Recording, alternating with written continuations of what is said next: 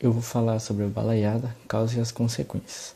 No final da década de 30, organizou uma população e fez uma rebelião entre vaqueiros e escravos. E nesse período ele tinha dois partidos políticos, que eram os bem-te-vis, que eram os liberais, e os cabanos, que eram os conservadores. E nessa a balaiada ela se formou porque começou uma guerra entre os dois partidos. Também nessa sociedade a gente pode classificar os sertanejos e os escravos. E a crise que estava tendo naquela época, crise economicamente, o que mais afetou foi eles, porque eles eram a parte da população mais pobre. E aí eles se juntaram, os sertanejos e os escravos, e saiu entrando nas fazendas, atacando as fazendas e liberando os escravos que tinham na fazenda.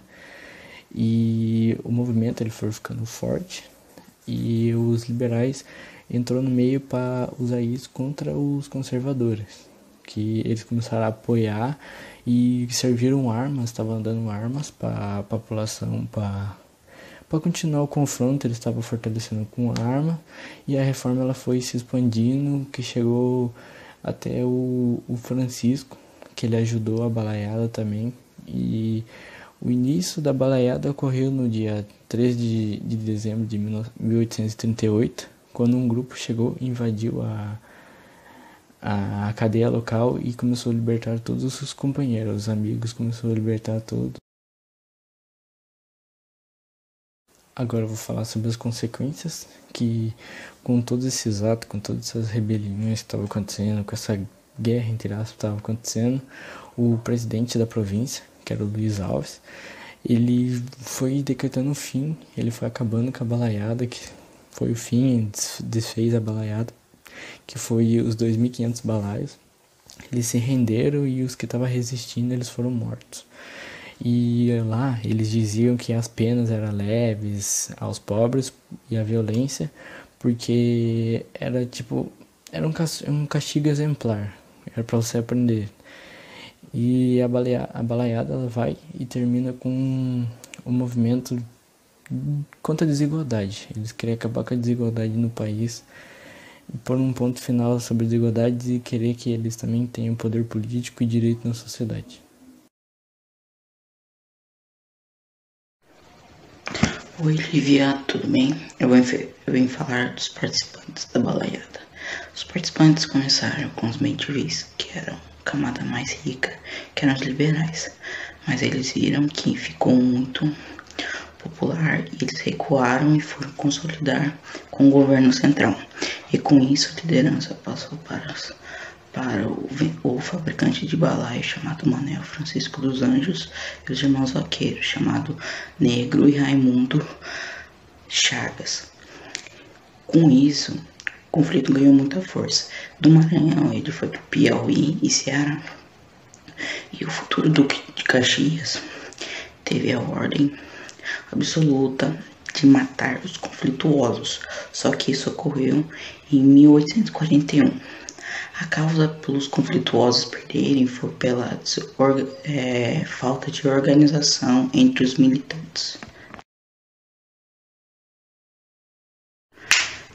E também vou falar sobre a localização. O conflito começou em 1838 no estado do Maranhão, só que na época era chamado de província do Maranhão. Só que só em 1839 que ele ganhou força e se espalhou para a província do Ceará e província do Maranhão. E só em 1841 que teve o fim do conflito com o Duque de Caxias.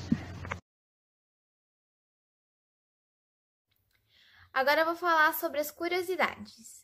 O movimento ele recebeu esse nome por causa de um dos mais importantes líderes, o Manuel Francisco dos Anjos Ferreira, mais conhecido como Balaio. Ele tinha esse apelido porque ele fabricava balaios, que eram um tipo de cestos.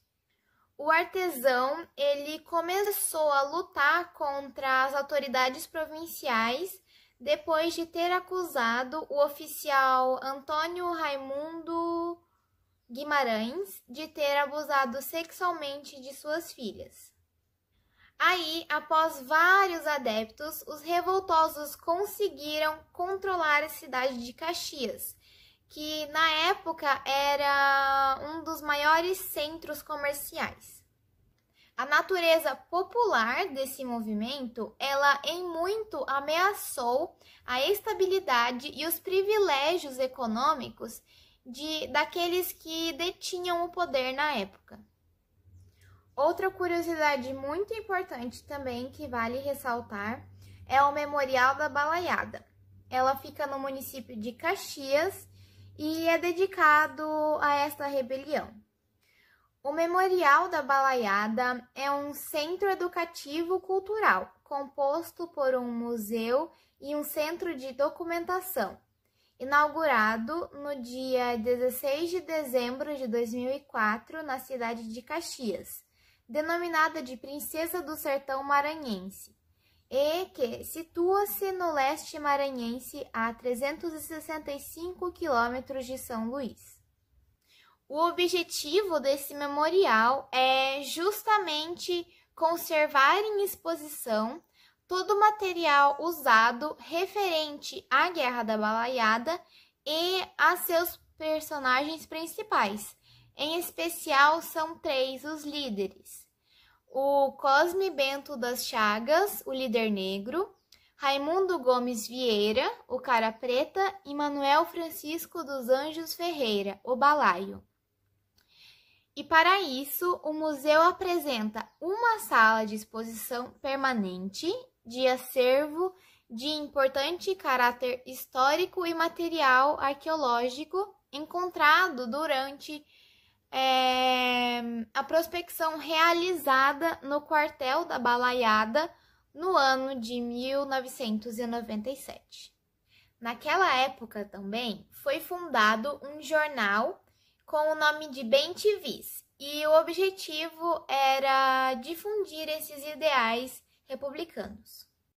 E ali no canto nós podemos notar a saudação da população pobre aos revoltosos. O balaio chegou, cadê o branco? Não há mais branco, não há mais senhor. Bom, então foram essas as curiosidades.